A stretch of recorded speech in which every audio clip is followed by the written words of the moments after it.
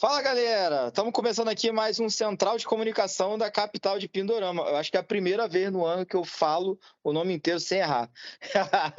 E estamos aqui, eu e Iago, num calor do cacete aqui no Rio de Janeiro. Estamos dois gravando seminus. Ainda bem que vocês não podem, não tem como ver essa desgraça. Mas enfim, estamos começando, né? Então, me apresentando aqui, Pedro Fernandes, né? Eu já apresentei o Iago hoje, que está gravando pelado.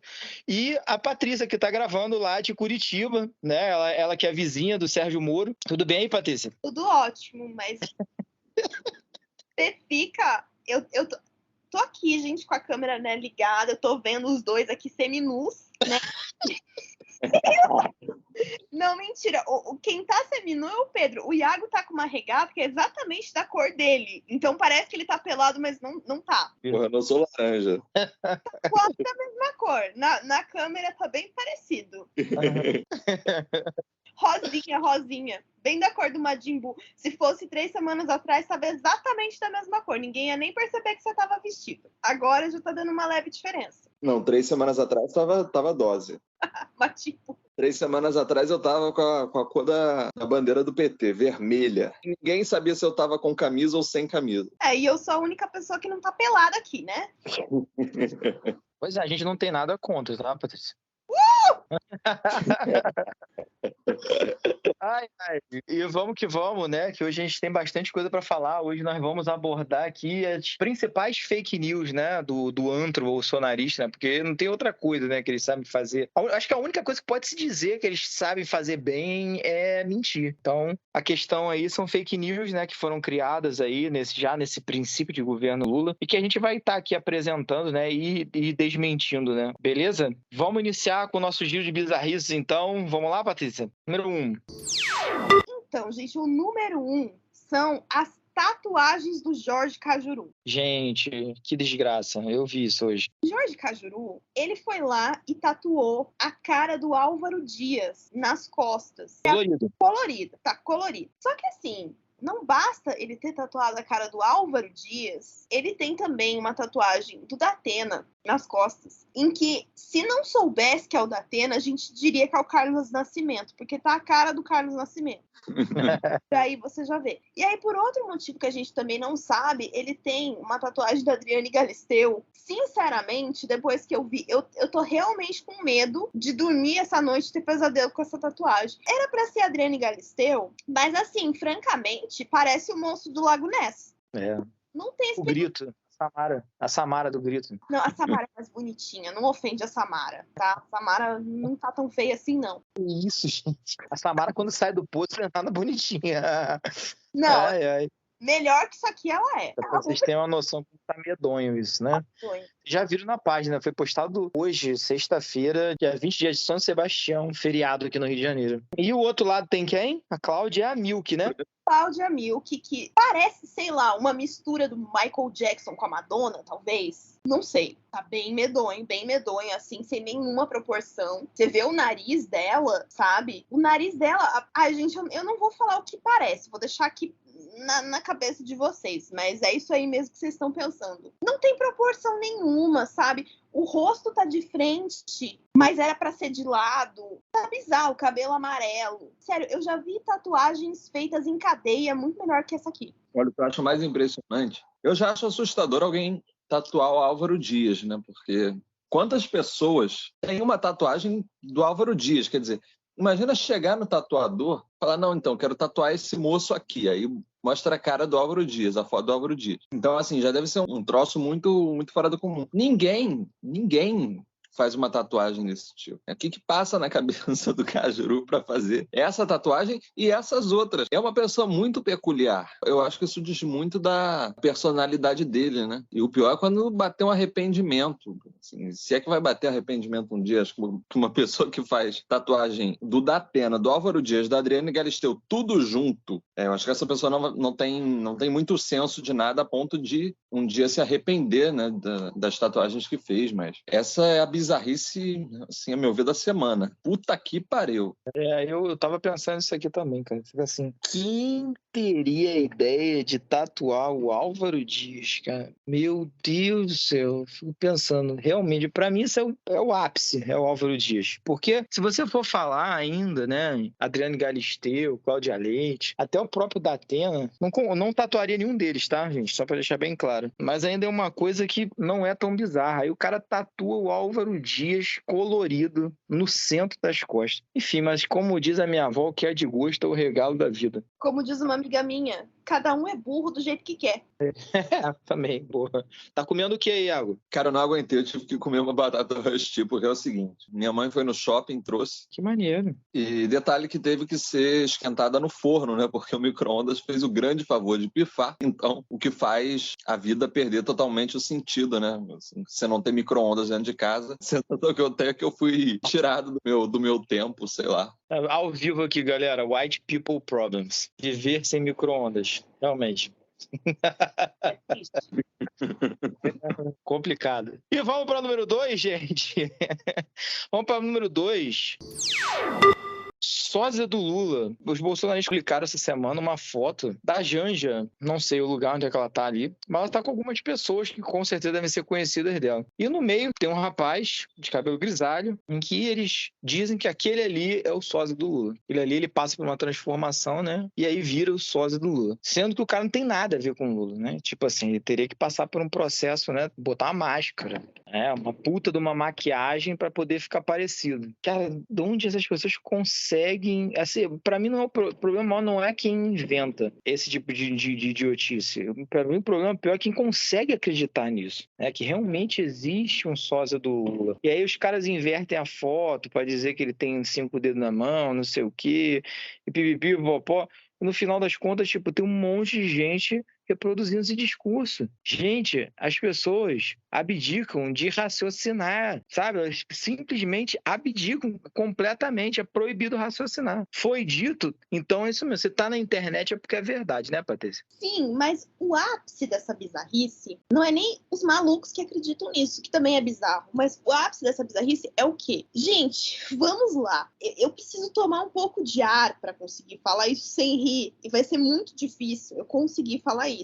Mas a gente tem o seguinte fato que aconteceu. Cadê? Não é possível, eu perdi. É um cara tão feio. Como é que eu não acho uma coisa feia dessa na minha galeria? Aqui. Então, gente, o ápice dessa bizarrice é um homem chamado Wilson Isao Kurosawa, que ele entrou com um processo no TSE. Ele entrou com uma ação. Ele se deu ao trabalho de fazer uma petição e protocolar essa petição no TSE, acusando o próprio TSE de ter diplomado o sósia do Lula, ao invés do Lula. Eu baixei a petição. Tem 54 páginas. Cara, se deu o trabalho de escrever 54 páginas de abobrinha. Pois, mas que bem, essa ação caiu na mão do ministro Benedito Gonçalves, né? Porque é aleatório, é por sorteio. O ministro Benedito Gonçalves, muito acertadamente, aplicou uma multa nele por litigância de má-fé, que é quando você ativa a justiça por motivos fúteis. E aplicou uma multa de R$10 mil nesse cara, que, na minha opinião, é muito pouco. Mas é isso, sabe? O cara teve a coragem de fazer uma petição e protocolar no TSE, acusando o TSE de ter diplomado um sósia. É isso. É isso que virou o Brasil. É um troço muito bizarro pensar que alguém gasta. Porque, porra, o sujeito escreve 50 páginas. Imagina o grau de criatividade imbecil dele de produzir merda. E a vacância, né, do tempo, assim, não ter porra nenhuma para fazer. Não, vou escrever 50 páginas sobre uma história totalmente sem pé nem cabeça de que um sósia do Lula teria sido diplomado. O que passa na cabeça de um sujeito desse? Eu não sei se alguém acredita de fato nisso ou se a pessoa simplesmente se força a acreditar. Porque, porra, pera lá. Até imbecilidade tem um fundo de poço. Não é possível. Não é possível. Até em teorias da conspiração que são exóticas de um jeito que a gente nem acredita, né? Tem a história de que o Heleno está despachando no Palácio do Planalto. Tinha uma outra, cara, qual era? Que o Superior Tribunal Militar ia julgar 2 ações, como se fosse da alçada do STM decidir alguma coisa, porra. E aprendeu Alexandre de Moraes. Não, é cada inutilidade, e é cada coisa. Mas são são fake news que são mais fáceis, né, da pessoa acreditar numa imbecilidade desse tipo. Agora, porra, pera lá, acreditar que tem um sósia do Lula no lugar dele, porra, depois da eleição, isso é logo depois do segundo turno. Começou um negócio que, porque o Lula tinha tirado férias, começou uma história que ele tinha tido um AVC, não sei o quê, e falaram um negócio desse de sósia do Lula, que tinha 5 dedos numa mão. Cara, assim, sem comentários, viu? E legal que, detalhe, PS, né? Depois de eu falar pra cacete, eu falo sem comentários. É isso, gente. É bizarro demais. A gente vai passar pro próximo? Vamos pro próximo, então? O próximo, gente. Blogueira. Michele Bolsonaro virou blogueirinha, gente. Tá fazendo propaganda de produtinhos de beleza, de sérum de ácido hialurônico. Que, né, deve estar precisando pagar as contas da padaria, né? O marido dela. Aí tá aí divulgando produto de beleza, né? Passou de primeira-dama a blogueirinha. E o pior é que ela, mesmo com toda essa história, ainda foi debochada, né? Porque alguém falou assim, que devia ser para pagar as contas da padaria, e ela escreveu, ai, que padaria cara. Pois é, né? Considerando que o marido dela gastou 50 mil reais em padarias, e não foi só uma vez, foram várias, né? A pessoa ainda tem coragem de debochar, mas tá lá divulgando sérum de ácido hialurônico, sérum para usar antes da maquiagem, colarzinho, não sei mais o que, vai virar blogueirinha. E assim, levando em conta que a cara da Michele Bolsonaro, né, em vez de sérum, ela podia estar vendendo óleo de peroba, né? Aquele Red Indian pra passar na cara. Podia. Ia ser uma propaganda, assim, que faria um pouco mais de sentido, né? Pegaria melhor, Pois é. Pegaria melhor com certeza. Vocês veem a falta que faz o cheque do Queiroz, né, no final do mês. Faz. Para contas ali. Vi por alto, né, o print, mas qual é a porra do produto que ela tá querendo vender mesmo? Sérum. Um era de ácido hialurônico e o outro nem sei do que é. Eu vou me abster de comentar isso, porque... Espero que hoje não precise colocar a musiquinha de ninar, né? Não, hoje não vai precisar não, que tá muito cedo. Número 4, vamos lá. Visando manter o Bolsonaro o mais tempo possível nos Estados Unidos, o pessoal do PL, o resto dos comparsas dele, né, estão pensando em inventar uma desculpa, né, para que ele seguisse lá nos Estados Unidos dizendo que estava fazendo algo de útil. E essa desculpa é nada mais do que Bolsonaro daria palestras nos próximos meses, né, pelos Estados Unidos. Aí você imagina o Bolsonaro dando palestra, falando coisas do tipo fazer cocô dia sim, dia não, ou então batendo no peito, bradando, imbrochável. Essa, entre outras coisas. Porque, assim, né, o Bolsonaro é uma pessoa com muito conteúdo, né, para dar palestras. Tanto é que todos os discursos que ele deu em fóruns econômicos, em todos os encontros internacionais, eram sempre a mesma coisa, né? Aqueles discursos de 2 minutos que falavam em acabar com o comunismo e ideologia de gênero, e é isso, né? Eu fico imaginando o que sairia daquele oco ali da cabeça dele, que tipo de palestra que ele poderia dar, né? É surreal de imaginar que alguém cogita colocar o Bolsonaro para dar uma palestra, né? Sim. Olha, eu acho que tão surreal quanto é imaginar que vai ter plateia nessa palestra, né? O pessoal vai lá para ouvir o que o Bolsonaro tem a dizer sobre, sei lá, abre aspas, a questão do comunismo no mundo, da nova ordem mundial e o caralho. Vai falar que... Como é que estava no vídeo ele falando? A pessoa vive sem oxigênio, mas não vive sem liberdade. Quer dizer, uma frase para os anais da história, né? Os anais em todos os sentidos, né? O melhor de todos é aquele que ele fala assim, eu sei que não tem comprovação científica de que funcione, mas também não tem comprovação de que não tem quem tem, que tá com que não sei o que não tem. Esse é o melhor de todos. Eu adoro esse aqui também, gente. Só que esse áudio aqui do Bolsonaro é sensacional. Peraí. Codiv19. Pode botar Codiv19. Codiv19.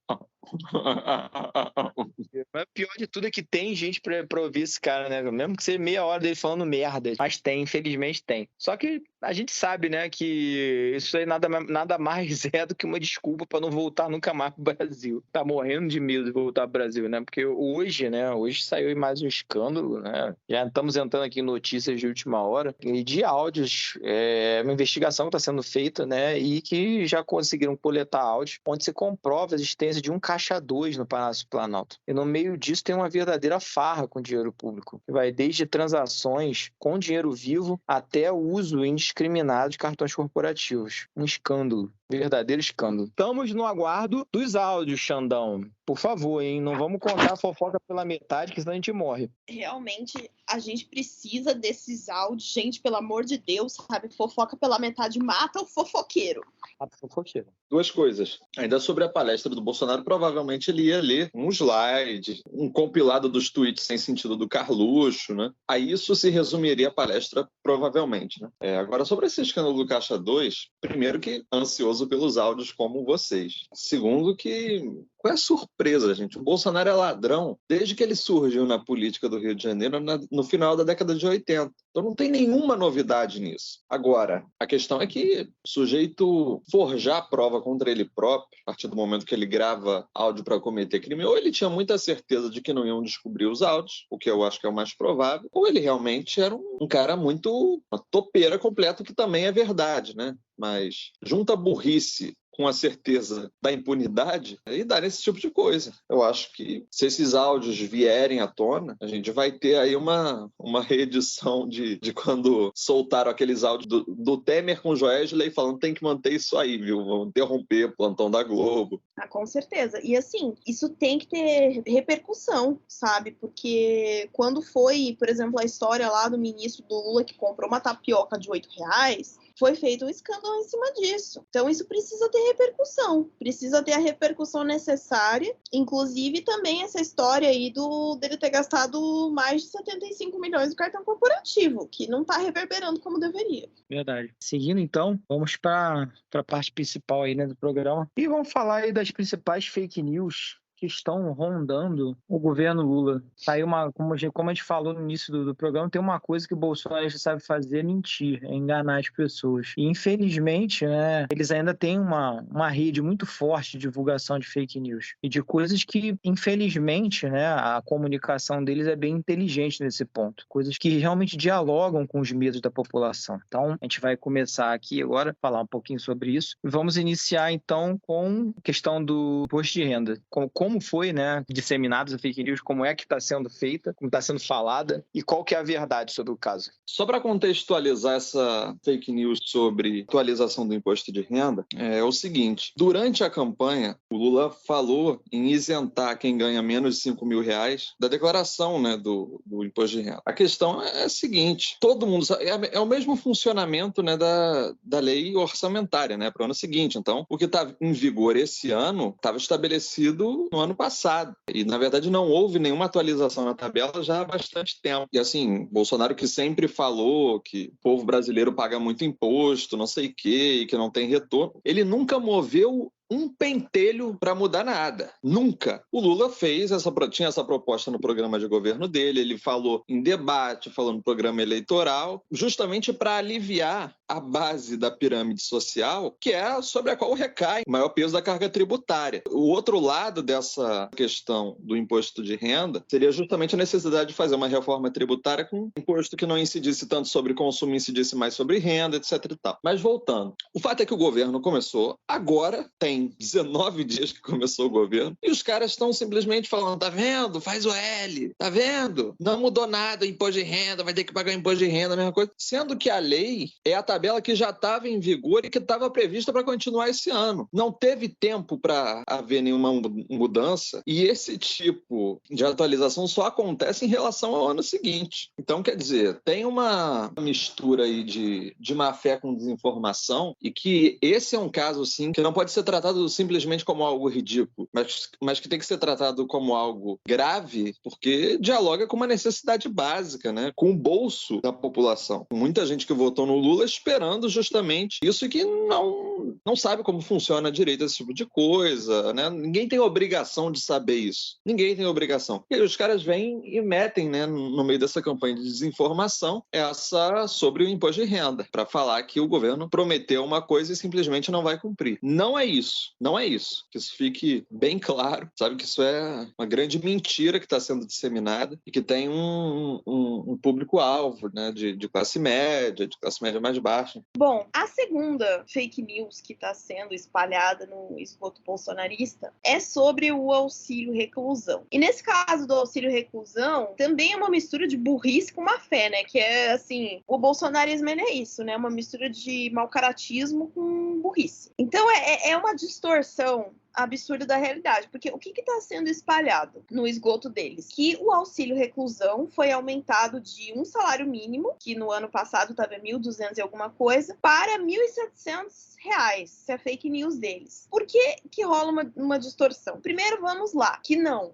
A primeira coisa, a principal coisa, o auxílio reclusão, ele continua sendo um salário mínimo. Ele só aumentou porque o salário mínimo aumentou e não é de R$1.700 o novo auxílio reclusão. Isso não é verdade. O que é esse valor de R$1.700? É o seguinte: o requisito para que a família do apenado receba o auxílio reclusão é de que a família possua uma média mensal de rendimentos familiares até 1.754. Ou seja, se a família receber mais do que isso, ela não tem direito ao auxílio reclusão. Se ela receber menos do que isso, ela tem direito ao auxílio reclusão. Lembrando que isso não é o valor que ela vai receber, porque o valor que ela vai receber é de até um salário mínimo, não passa de um salário mínimo. Agora, é absurdo que eles pegaram o valor do requisito de renda máxima da família e estão divulgando como se isso fosse o valor que a família vai receber, que não é verdade, porque eu vou reiterar aqui de novo que o auxílio reclusão, ele é no máximo um salário mínimo. Segundo ponto é, o auxílio reclusão, ele não é um benefício social, ele é um benefício previdenciário. O que isso quer dizer? Que somente tem direito a receber o auxílio reclusão quem contribuiu para a previdência, assim como o auxílio doença, por exemplo.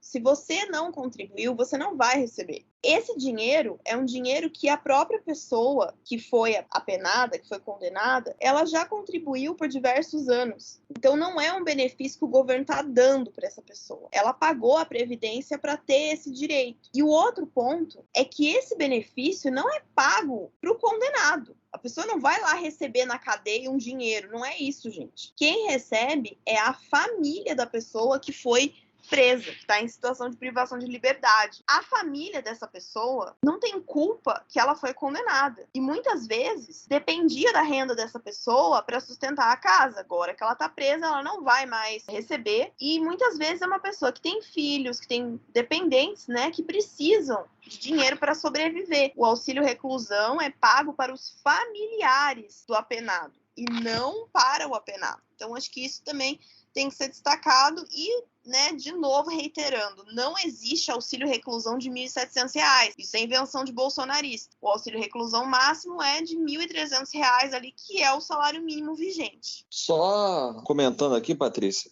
como eles tocam num ponto aí de senso comum da população, que é a questão da segurança pública, e aí eles dão a entender simplesmente que o governo está dando um benefício para bandido, enquanto, na verdade, o salário mínimo não subiu. Eles fazem uma confusão que é totalmente de propósito, falando como se o auxílio fosse pago para a pessoa que está presa e não para a família. Mexem com a questão do salário mínimo, falando, não, porque o auxílio reclusão está maior do que o salário mínimo, tá vendo? Não sei o que, o reajuste que foi prometido. E eles dialogam com o mesmo público, que é o da questão da tabela do imposto de renda. Porque eles falam, tá vendo? Ó, você vai continuar pagando imposto, porque a isenção que foi prometida para quem ganha menos de R$5.000, essa isenção da tabela do imposto de renda, ela não vai ocorrer, então você vai continuar pagando imposto, e aí eles já falam, não, vai pagar imposto para sustentar bandido. É uma coisa muito de senso comum, que se a pessoa não pega e vai pesquisar, fazer uma pesquisa rápida, ela cai.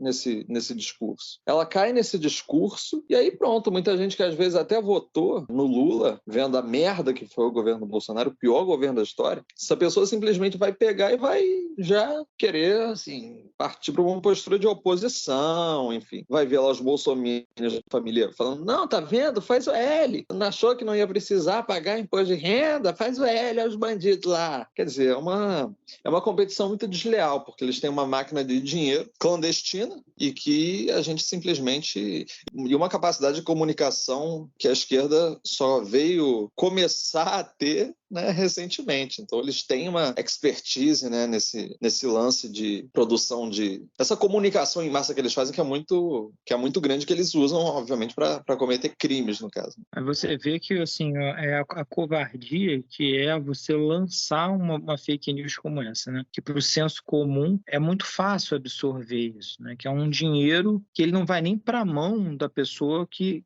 está cumprindo pena. No caso, ele vai para a família. Mas, assim, aí a pessoa chega, passa isso, obviamente, quem não conhece, né? E aí eu estou falando de mais de 90% da população, que eu tenho certeza que não faz ideia de como é que funciona esse benefício, fica muito fácil de você pegar e colocar na cabeça que você está pagando um criminoso para ele estar preso, né? Muita gente está cumprindo pena, muitas vezes não é nem por nenhum grande absurdo cometido. Fica até complicado a gente ficar colocando peixe aí na pessoa, porque de repente cometeu algum deslize na vida, né? Nem todo mundo que está lá é porque é assassino. Na verdade, tem muita gente que deveria estar lá, né? E que não está, né? Gente que desvia dinheiro de vacina e aí causa milhares de mortes no país, né? Gente que cria um caixa 2 para fazer farra com dinheiro público. Esse daí, infelizmente, ainda não está preso, né? Bem verdade que uma galera grande, né, que andou fazendo um quebra-quebra aí dia 8,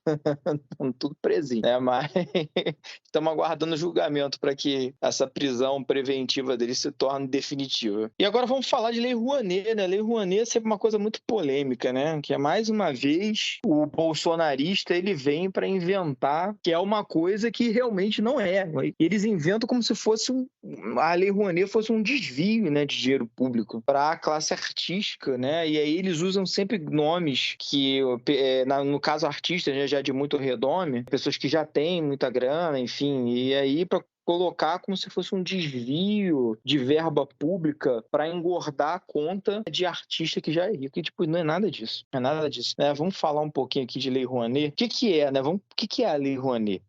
Já vamos começar desvendando isso, né? O Programa Nacional de Apoio à Cultura, né, o PRONAC, que foi instituído pela Lei número 8.313, de 23 de dezembro de 1991, no governo Collor, e ficou popularmente conhecido como Lei Rouanet, né? O apelido tem origem no sobrenome daquele que criou a lei, né? Que é o ex-secretário de Cultura, né, do governo Collor, Sérgio Paulo Rouanet. A Lei Rouanet tem como objetivo o fomento à cultura do Brasil. Quando a gente fala de cultura, a gente já sabe que é uma coisa que fascista, bolsonarista teoriza, né? Enfim, mas a Lei Rouanet é para isso. O objetivo dela é o fomento à cultura do Brasil, sendo o PRONAC responsável pela captação e canalização de recursos para o setor cultural do país. É importante destacar que diversos estados e municípios possuem leis voltadas ao incentivo da cultura, as quais são estruturadas a partir de renúncias fiscais e incentivos de diversas naturezas. Dentre os objetivos instituídos por essa lei estão, número 1, contribuir para facilitar a todos os meios para o livre acesso às fontes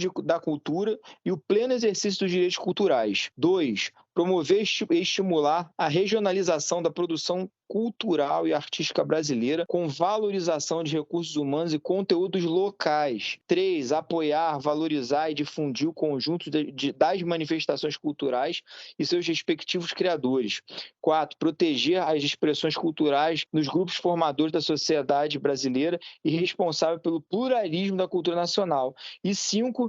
Preservar os bens materiais e imateriais do patrimônio cultural brasileiro. Desse modo, a lei beneficia beneficia setores artísticos e culturais, bem como a preservação do patrimônio cultural, histórico, arquitetônico, arqueológico, bibliotecas, museus e demais acervos. Esses benefícios são realizados por intermédio de mecanismos de apoio previstos em lei. Na sua concepção original, a lei previu os seguintes mecanismos de apoio: o Fundo Nacional da Cultura, né, que era o FNC, e o incentivo fiscal e o Fundo de Investimento Cultural Artístico, que era o tal do FICART, né, porém o FICART nunca chegou a ser implementado. Em resumo, o incentivo fiscal no qual está baseado a Lei Rouanet é uma forma de estimular a iniciativa privada. Alô, você, bolsonarista, canalha, ou então você que é bolsonarista burro mesmo, que só fica reproduzindo a merda que esses caras empurram goela abaixo pra você. É estimular a iniciativa privada a apoiar o setor cultural brasileiro, caralho. Iniciativa privada não tem nada a ver com a porra do dinheiro público, filha da puta. Por isso, o governo renuncia a parte dos impostos para que tais valores sejam destinados à parte de cultura, né? Quando a gente fala de renúncia de impostos, já deve ter gente torcendo o nariz. A gente vai chegar lá. E como funciona a Lei Rouanet e de onde vem o dinheiro? A Lei Rouanet permite que pessoas físicas e jurídicas destinem para o setor cultural parte de seus recursos que antes seriam destinados ao pagamento de imposto de renda. Assim, possibilita que tanto artistas quanto produtores culturais possam obter patrocínio por meio de isenção fiscal no imposto de renda. Para isso, o projeto deve ser proposto à Secretaria Especial de Cultura, que no governo Bolsonaro, né, acabou se tornando uma... no caso, virou, né, essa secretaria aí, né, que fazia parte do Ministério do Turismo. Não existe mais essa Secretaria Especial de Cultura. Agora nós temos um Ministério da Cultura, então o projeto, hoje, ele tem que ser proposto para o Ministério da Cultura. Em seguida, o projeto é avaliado por uma comissão que vai ou não aprová-lo. Caso seja aprovado, o artista ou produtor cultural buscará no mercado a captação de recursos de iniciativa privada, mais uma vez, com o limite de até, atenção, com o limite de até 4% do imposto a ser pago. Não é da isenção total de imposto de renda, não. Ou seja, vai buscar no patrocínio para que ocorra o projeto. É válido ressaltar que, em hipótese alguma, o artista pega o dinheiro diretamente do governo. Caralho, para de falar mentira eu, filha da puta. Ficar falando para as pessoas aí que isso daí é desvio de dinheiro público. Não tem vergonha na cara não, seu merda. Essa verba vem da iniciativa privada por meio de isenção fiscal. Portanto, é no patrocinador que se busca a isenção fiscal. Aquele que fornece recursos para um projeto é denominado como incentivador, e o valor destinado ao incentivo cultural pode ser feito por via de doação ou patrocínio. Os projetos incentivados por meio de doação não podem ser publicizados. Não é permitido citar ou promover a figura do incentivador. Nessa modalidade, apenas pessoas físicas ou jurídicas podem ser beneficiadas sem fins lucrativos. Já no que diz respeito ao incentivo por patrocínio, é liberada a publicidade do apoio e identificar quem é o incentivador. Quais são as regras para um projeto ser beneficiado? Aí vou dizer o nome da lei aqui direitinho, porque se o babaca quiser, ele pode ir lá procurar. Segundo estabelecido no artigo 3º da lei número 8.313, 23 de dezembro de 1991, os projetos culturais do PRONAC deverão atender pelo menos um dos objetivos listados para terem recursos captados e canalizados em sua função. 1. Incentivar a formação artística e cultural. 2. Fomentar a produção cultural e artística. 3. Preservar e difundir o patrimônio artístico, cultural e histórico. 4. Estimular o conhecimento de bens e valores culturais. E 5. Apoiar outras atividades culturais e artísticas. Beleza? Eu espero que tenha ficado bem claro. Quem ouviu isso aqui com atenção não consegue mais mentir. E se continuar mentindo é porque é um grandíssimo filho da puta, canalha, desonesto. Vambora. Vamos falar sobre os mitos, né? Mitos sobre a Lei Rouanet. Além das diversas polêmicas que envolvem a Lei Rouanet, você provavelmente já deve ter escutado algumas afirmações como, por exemplo, apenas grandes artistas se beneficiam dessa lei. Apenas projetos com retorno financeiro podem participar. E é retirado dinheiro da saúde para isso, é desviado dinheiro público. Por isso, nós vamos desmistificar aqui algumas delas. A primeira, só grandes artistas podem participar. A ideia de que apenas grandes artistas podem ter projetos aprovados é um dos mitos mais propagados em torno da Lei Rouanet. Isso porque o processo de captação de recursos pela lei é dividido em diversas fases, que vão desde a análise para sua viabilização até parecer da Comissão Nacional de Incentivo à Cultura. Essa análise tem caráter técnico e requer que o projeto cumpra os requisitos da lei. Independente independente do mérito de seu proponente e seu possível alinhamento ao governo. Ou seja, leva-se em consideração se o projeto atende às regras necessárias para o beneficiamento. Vamos lá, mais uma. Só participam projetos que dão retorno financeiro ou só pode ser beneficiado projeto de grande porte. Mentira, tá? Outra ideia que se tem sobre a Lei Rouanet é que apenas projetos culturais grandes ou lucrativos são beneficiados. Mas essa distinção não é feita, tá? Na verdade, os projetos podem ser incentivados independente de sua capacidade de retorno comercial, ok?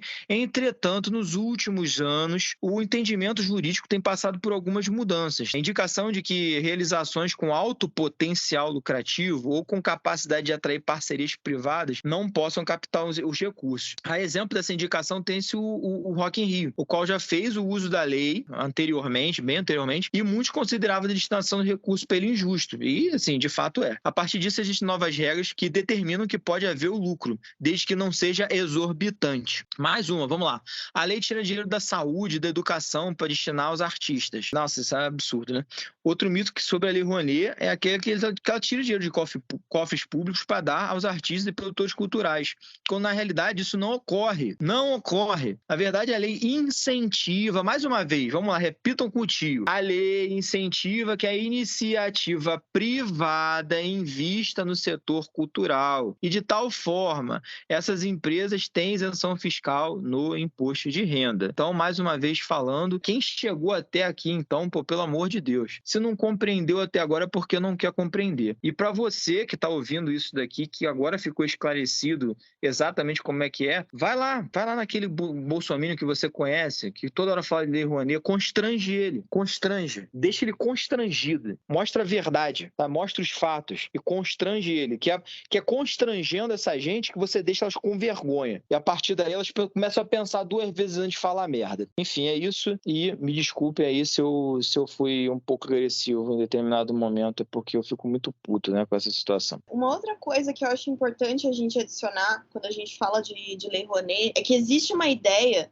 muito errado das pessoas, e isso vem normalmente de pessoas que nunca tiveram qualquer contato com a arte, né? Que não tem a menor ideia de como as coisas funcionam, de que quando um valor é liberado para um artista X, essa galera acha que a pessoa recebe o dinheiro na conta dela, assim, sabe? Cai na conta. E não é assim que funciona, sabe? Não é assim que funciona. Se você pegar um filme ou uma turnê de shows ou enfim, qualquer tipo de manifestação artística como exemplo, eu sempre pego o exemplo do cinema porque é a minha área, mas o que eu vou falar aqui se aplica a qualquer área da arte. Vamos supor que você tenha um filme X dirigido por um diretor famoso. As pessoas acham que vai cair na conta dele 2, 3 milhões de reais e ele vai ficar com 2, 3 milhões de reais. Gente, não é assim que funciona, tá? Quando você fala, por exemplo, vou dar o exemplo aqui do cinema que eu sempre dou, quando você fala da realização de um filme, você tem centenas de pessoas trabalhando nesse filme. E essas pessoas vão desde o eletricista, que cuida da iluminação da cena, é a galera da cenotécnica, até as pessoas que servem o catering para todo mundo comer. Normalmente tem um serviço de buffet em set, que é servido para todo mundo que trabalha, dos atores, os diretores, até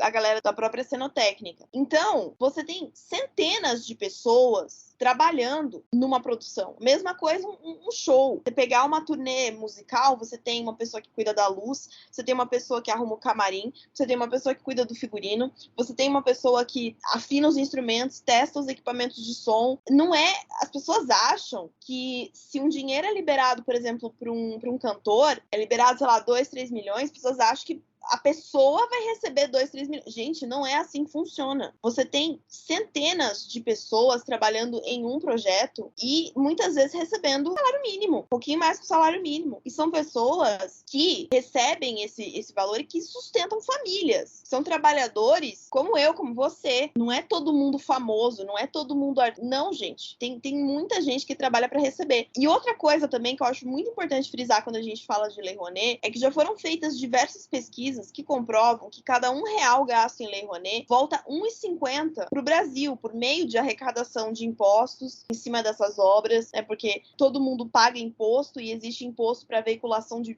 tudo, e também pela questão da geração de empregos diretos e indiretos, porque além de você estar pagando para várias pessoas trabalharem, né, além de você fomentar a cultura e gerar uma série de empregos ali diretos de pessoas que estão trabalhando naquela produção, você também está gerando empregos indiretos, porque, novamente, usando o cinema como exemplo, quando você produz um filme, ele vai para uma sala de cinema, você tem a pessoa que vende ingresso, você tem a pessoa, o designer que vai fazer o pôster do filme, você tem o pessoal que trabalha nas agências e que divulga esses filmes. Todas essas pessoas, elas também são beneficiadas e são pessoas que estão recebendo salários e sustentando suas famílias. Isso também é algo muito importante de dizer. E o terceiro ponto que eu adiciono, eu falei que eram 2, mas agora eu lembrei de mais um, é que todo mundo que já trabalhou em uma produção da Lei Rouanet sabe que o nível de burocracia que existe é absurdo. Não é assim, você pede 2 milhões e entra 2 milhões. Você precisa justificar todos os gastos antes do dinheiro cair na sua conta, antes de ser aprovado, que é como o Pedro já explicou, é feita uma captação, né? Não é o governo que entrega o dinheiro. Mas antes do seu projeto ser sequer aprovado para captação, você precisa justificar cada centavo que você vai gastar e depois você também precisa justificar no final. É necessário fazer uma prestação de contas assim extremamente minuciosa. Você precisa justificar para onde foi cada centavo. E a burocracia, ela é tanto para quem é o idealizador dessa obra, que recebeu, que foi contemplado pela Lei Rouanet, como para as pessoas que trabalham, que são contratadas para trabalhar no projeto de Lei Rouanet. Você precisa emitir nota de uma maneira específica, você precisa colocar cada centavo. Então, tudo isso é extremamente burocrático, justamente porque se trata de dinheiro de renúncia fiscal. Então, assim, gente, não é, sabe, as pessoas acham que o cara vai lá e saca 3 milhões de Lei Rouanet, enfia no bolso, e não é assim que as coisas funcionam. Eu tô contemplado aí com as falas de vocês, só vou pontuar algumas coisas muito rápidas. Como a Patrícia falou, tem toda uma prestação de contas. Não é zona, não é orçamento secreto, como o Bozo turbinou o Congresso para... Quer dizer, falar em português bem claro, né? Como o Bozo comprou o Congresso, não é orçamento secreto. Então, assim, a forma como a lei é assertiva e como ela exige do seu beneficiário um retorno em termos de prestação de contas mesmo, assim, tudo isso dá muita transparência ao processo. Porque, no final, não é somente cultura, é geração de emprego, é geração de renda. Só que os bolsominions realmente eles têm ódio à cultura. E não adianta falar que os caras vão simplesmente seguir nesse discurso como se fosse uma coisa de o artista quer, aí vai lá, coloca o nome dele, recebe o dinheiro, gasta como quer e foda-se. Porque é essa a narrativa que os caras propagam. Sendo que não tem nada disso. Não tem nada disso. Então, acho que vocês foram muito, muito felizes aí, bem claros aí na explicação de vocês. Pois é, como a gente já falou bem, né?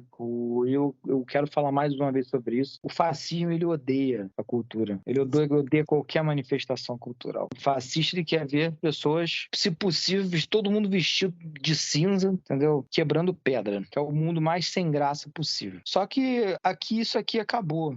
Porque, é como a gente estava falando, a galera já tá presa, entendeu? E em breve outros mais serão presos. Hoje teve mais uma operação aí, né? Foram, se eu não me engano, 8 mandados de prisão expedidos e mais 16 de busca e apreensão. Então não adianta querer forçar não, gente. Vocês aí que, além de tudo, né? Vocês são cafona, são bizarros, são figuras bizarras, né? A gente consegue ver que a crise que a gente passou, ela era muito estética também, né? E não estamos falando se a pessoa é feia ou bonita por causa dos seus atributos físicos, não. Tá falando da questão realmente de a forma da pessoa se expressar é feia, a forma de se vestir, a forma de se portar, mas os dias da galera estão contados, e nosso novo governo tá aí com uma baita ministra da cultura e com um puta de um ministério, né, bastante plural, e vamos avançar, é isso aí. Pra mim, uma imagem que resume muito bem o bolsonarismo, foi bem no começo do governo Bolsonaro, inclusive, que é aquela imagem do Bolsonaro com uma camiseta da seleção brasileira, um paletó por cima e um chinelo Havaianas. Aquilo, pra mim, assim, é o resumo da crise estética bolsonarista. Porque aí você olha, você vê, assim, a diferença. Você olha pro Bolsonaro, com aquele externo, tudo, sabe, que parece que roubou do defunto. tudo errado, assim, sabe? Aquele terno, aqueles dentes podres, sabe? Aquela pessoa mal vestida. E aí você olha pro Lula. Gente, pelo amor de Deus, o Lula, assim, ele não precisa fazer esforço pra ser elegante. Eu não sei o que acontece com esse homem, gente. Olha a diferença, sabe? O Bolsonaro, ele precisa se esforçar pra parecer minimamente decente. O Lula, ele bota qualquer terno. Você olha, meu Deus, que homem elegante, que figura presidencial, assim, é uma diferença. Até pra tomar água tem aquela comparação, né, do Bolsonaro tomando água, indo água pra tudo quanto é lado, assim, uma porquice. E o Lula que nem um lorde. Até pra tomar água é ótimo.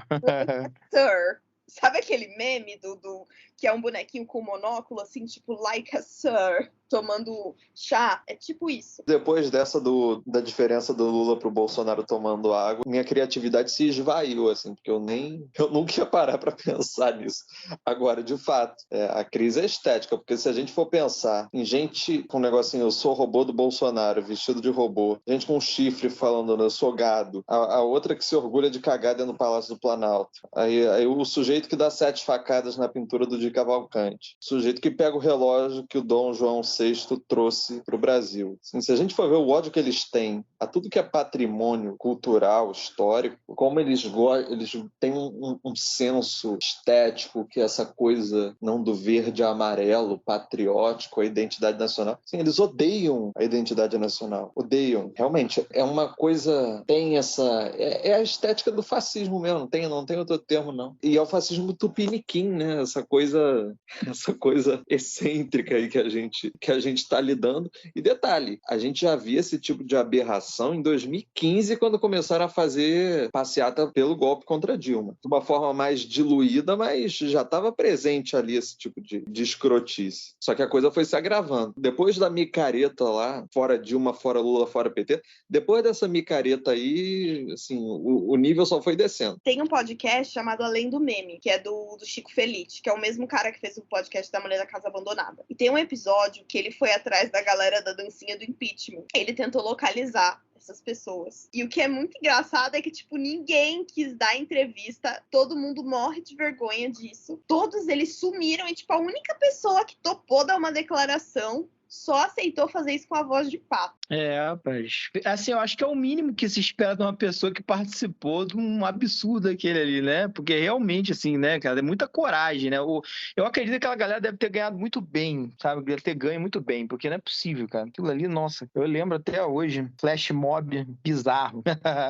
Eu recomendo. Quem quiser ouvir esse episódio, eu recomendo bastante. Só que só tem no Spotify, né? O nome do podcast é Além do Meme. O episódio se chama Dancinha do Impeachment. Assim, é muito engraçado, porque ele vai investigar como se estivesse investigando, tipo, um criminoso. Mas não, é a galera que fez a dancinha. Mas o tom do episódio é muito, muito cômico. Eu recomendo. Vou marcar o pessoal do Além do Meme aqui, né? Quando a gente estiver postando o programa, vamos marcar eles aí.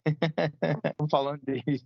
Beleza, e aí, vamos pros recados subversivos. Patrícia, você não sabe o que aconteceu. A gente abriu a caixinha agora, já tem mais de 60 mensagens. Eu vi. Meu Deus, é a primeira vez que eu tô me sentindo feliz, porque é a primeira vez que eu abro uma caixinha e as pessoas mandam. Porque normalmente é o Pedro, quando eu abro, ninguém manda, e quando o Pedro abre, tem tipo trocentas, né? Eu até fico brincando que a mamãe do Pedro passou açúcar nele. Então vamos para os recados subversivos. Dessa vez a gente abriu uma caixinha lá na página perguntando pra galera o que você tem a dizer sobre as fake news que os bolsonaristas têm propagado nestes primeiros dias de governo. E o que a galera respondeu, né? Então vamos lá, vamos começar. Começando aqui com o Thiago Cortellini, tá? E ele fala: nada me surpreende vindo desses acéfalos. O Gustavo Fissan: falta de uma ação, esforço do governo e mídia para desmentir. Ele tá meio puto com o governo com isso, hein? Ele tá achando que falta ação do governo. Rafa Linhares: só continuam como estavam antes. Rafa Linhares mandou uma segunda: tem que prender geral. Eu também acho, cara. Também acho. E vamos aqui com o Caio Gert. Ele manda pra gente: absurdo. Estão falando até que a Cláudia Raia, que ela pegou 5 milhões da Lei Rouanet. Pra vocês verem, né, gente? A gente tava explicando hoje, né? Ainda bem que a gente explicou sobre isso hoje. Bem explicado. Vai, Paty. O John Franca, músico, disse: desespero dos maus perdedores. A Dani Malta: que o ministro tem que tomar atitude drástica e urgente. E teve um que mandou no chat. Pedro Hoffman. Ele disse o seguinte: fake news de Bolsominion eu já tô acostumado. Foda foi ver matéria da Globo depois de 4 levando porrada de fascista, distorcendo os fatos para dizer que Lula vai taxar quem ganha um salário mínimo e meio. Verdade, falamos sobre isso. Moisés Juliana, chocada, exausta. A gente também. Violeta Bidarte, eles não têm o que fazer, só pode. Inventam tanto que nem sei. Ju, um absurdo. Regis, manda que nós rebatemos a altura.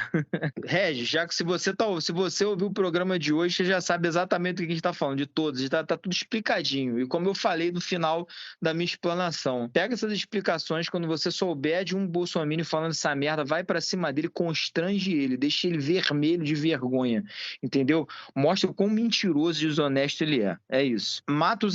Adolfo Matos, né? Acho que deixa evidente que a extrema-direita é. A Gisele Souza mandou aqui, merecem punição por desinformar. Thaís Adriana, ela manda assim, enquanto nós não combatermos nós mesmos, o povo, né? Ela pede pra combata seu amigo que posta, faz ele ficar com vergonha, que foi exatamente a minha ideia. É isso mesmo. Vamos constrangir esses merda. Cláudia Mintin, me estressa demais essa gente, se pode chamar de gente. Vicente Murilo, perdeu o mané. Lumeira, que o PT não sabe fazer o jogo da nova política, precisam se atualizar para poder se defender. Carlos André Correia, 20 dias de governo Lula e os bolsominions já estão com mentiras sobre a falta de atualização do imposto de renda. Falamos sobre isso. Joel Alberto Prezi, todos eles, sem exceção, são uns arrombados. Tarciso, quem posta fake news ou ainda defende esse ex são um bando de bolsonazi. Deise Juliana, dúvida entre ignorância e maldade, porque o perfil da doce terapia, cansativo. A gente tem que ficar desmentido o tempo todo. O bom é que conseguimos. Lembrando, conseguimos ganhar uma batalha. A luta é diária. Vamos ter várias batalhas durante esse governo. E a principal delas, a gente não pode cansar disso. A gente tem sempre que desmentir. E não só chegar e falar que o cara tá mentindo, não. Apontar que ele tá mentindo, não. A gente precisa desmentir mesmo, trazer a verdade. Biotrava. A da Cláudia Raia foi o auge. Tá sabendo dessa? Estamos sabendo sim. Que a Cláudia Raia foi lá e pegou 5 milhões na mão do Lula e saiu andando. na cabeça deles é isso, né? Infelizmente. Gabriel Campos, aos criadores de fake news, só guilhotina. Calma, jovem, calma. ORTOHTH. Eles precisam ser mais originais, estão muito 2016. Corredor Maluco, esquizofrenia de igreja caça-níquel. Naira Nintz, previsível, são baixos e ignorantes. Calitos Carvalho, 1921, são mestres nisso. Live for Better Days. Quem poderia prever uma coisa dessa? Acho que foi irônico, foi sarcástico. Também entendi assim. Esse aqui é o WDD CNBS, enfim. Só vejo memes.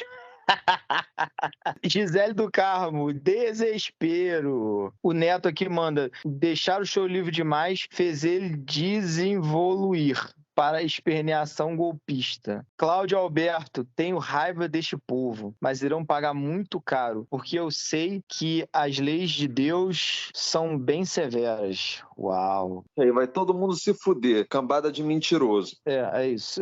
Ricardo Alberto, crimes que precisam ser combatidos e seus responsáveis processados. V2003, não dá pra ficar nessa de paz e amor. Cumpre-se a lei, a ordem, doa-se quem doer ou perde-se tudo. Miriam Charnick, tá um porre isso e tem quem ainda acredite. Hugo R. Zanco, é urgente uma lei que pune quem produz e propaga. Sara Cursino, fake news é a essência do bolsonarismo, exausta deles. Bruna Dri Magalhães, a esquerda e o governo precisam responder, divulgar as verdades na mesma intensidade, combater. Everton Reis, na minha opinião, falta um pouco mais de ação do governo. A galera tá meio puta, né? Do governo contra essas fake news. Calma, rapaz, tem 20 dias só. Calma, se acalme. Eu realmente acho que, assim, tem uma demanda represada já porra, como é que a gente vai combater isso? Mas não tem como... Não é uma coisa simples assim. Os caras estão mentindo desde quando? Desde 2013. Desde 2013 eles estão mentindo. A questão é que, conforme as redes sociais, né, eles foram muito pioneiros nesse tipo de coisa, de uso de mídia digital para disseminar mentira. Isso não é só no Brasil, né? No mundo inteiro. Porra. Acho que, claro, né, a gente passando por tudo que passou nesses últimos 4 anos, a quantidade de fake news durante a pandemia, é natural que todo mundo queira ação enérgica e rápida por parte do governo. Mas, assim, é devagar, não tem como ser tudo na velocidade que a gente quer. E, assim, acho que a SECOM vai ter uma missão especial nesse governo aí, sei, mas tenho confiança, sabe, no trabalho que vai ser desenvolvido. Agora, só para complementar minha fala, para vocês continuarem lendo, para eu não falar demais, não tem jeito, vai ser 4 anos essa artilharia em cima diária, e a gente tendo que rebater isso, né, conforme a gente conseguir, né, tanto em rede social quanto pessoalmente, no Uber, na padaria, no ônibus, enfim, em qualquer lugar. Exatamente. E o Romo Miranda mandou aqui, é muito difícil passar o dia desmentindo fake news, e são inúmeros. Eu sei, querido, eu sei que é difícil, mas a nossa batalha é essa mesmo, cara. Temos que ir pra cima,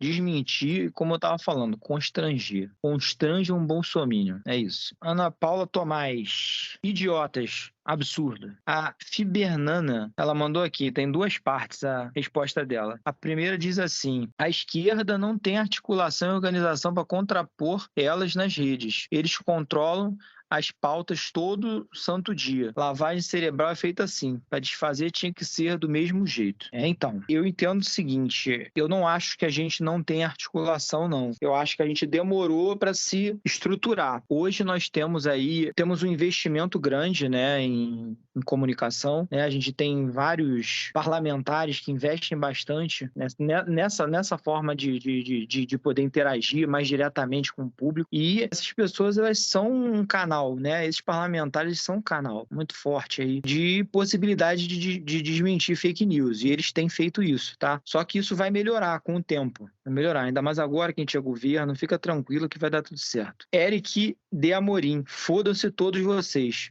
Eu espero que não seja gente, né? Não, eu acho que são os que fazem fake news, e se for isso, assim, tipo, o Eric é meu espírito animal, me representou nesse rolê.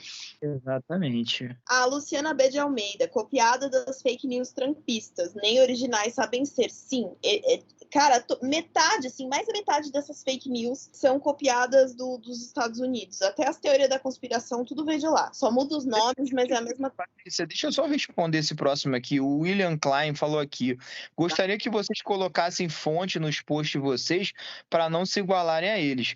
Querido, rapidamente, deixa eu só falar uma coisa aqui para você. A gente tem colocado as fontes sim, tá? Agora, não quer dizer que, por não ter fonte no post, que a gente esteja mentindo. Porque você querer comparar a gente... cara, é um absurdo, total, tá? Não tem cabimento isso. A gente não fica mentindo aqui na página. E com uma pesquisa simples no Google, se você pegar o assunto e jogar no Google, você vai ver que tá em uma porrada de portais. A gente escolhe muito bem. Às vezes, quando a notícia está em um portal duvidoso, a gente não publica. Que nem publicaram agora esses dias aí sobre a questão aí do vibrador que o Bolsonaro teria comprado, do plug anal e essas outras coisas. Como a gente não achou em nenhuma fonte confiável, a gente preferiu não postar. Então, por favor, tá? Vou pedir para que você pense 2 vezes antes de comparar a gente com essa corja. E mesmo coisas que muitas vezes podem ser verdade, a gente não publica até ter certeza absoluta, né? Até sair em portais grandes e confiáveis. O Matheus F. Andrade, cadeia. Também concordo. Simples, fácil, rápido e eficaz. Cris Pérez, o governo deveria ter uma equipe de comunicação para desmarcar